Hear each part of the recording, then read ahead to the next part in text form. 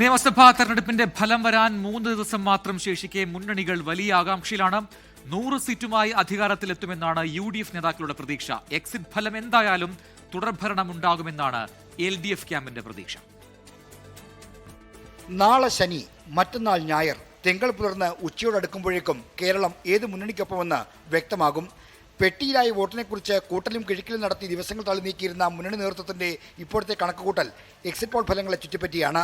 Survey ഫലങ്ങളിലെ പ്രവചനത്തെക്കാൾ കൂടുതൽ seat നേടി ഭരണം തുടരുമെന്നാണ് ഇടതിന്റെ പ്രതീക്ഷ. ഈ കണ്ടതിൽ നിന്ന് വ്യത്യസ്തമായ ഒരു ഫലം ഉണ്ടാകും. ഇടതുപക്ഷ ജനാധിപത്യ മുന്നണിക്ക് അനുകൂലമായ വിധി ആവും എന്ന ഞങ്ങളുടെ LDFന്റെ പ്രവർത്തകരുടെ വിചാരത്തിൽ ഉറച്ചു നിൽക്കുകയാണ്. 2 ദിവസം പിന്നെ ഇതിനെക്കുറിച്ച് ഒരുപാട് ഊഹാപോഹിപ്പ് നടത്തുന്നതിന് ഞാൻ യാതൊരു പ്രാധാന്യവും കൽപ്പിക്കുന്നില്ല. 4-ാം തീയതി അറിയാൻ പോവുകയാണ്. ഇത്തവണ അധികാരം പിടിക്കുമെന്ന് ഉറച്ചു വിശ്വസിക്കുന്ന UDFന്റെ ആത്മവിശ്വാസം എക്സിറ്റ് പോൾ ഫലങ്ങളോട് ഇരട്ടിച്ചിട്ടുണ്ട്. സർവേ ഫലങ്ങൾ പരമാവധി 90 സീറ്റ് വരെയാണ് പ്രവചിക്കുന്നതെങ്കിൽ അതുക്കും മേലെയാണ് പ്രതീക്ഷ. എക്സിറ്റ് പോളുകൾ വരുന്നതിന് മുമ്പ് തന്നെ UDFന് മികച്ച വിജയം കേരളത്തിലുണ്ടാകും.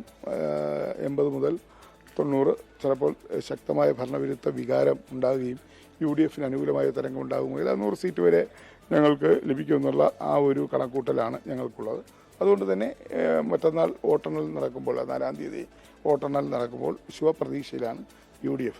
സർവേയിൽ 14 സീറ്റ് വരെ ലഭിച്ചേക്കാവുന്ന പ്രവചനം NDAയ്ക്കും പ്രതീക്ഷ നൽകുന്നുണ്ട്. 24 തിരുവനന്തപുരം.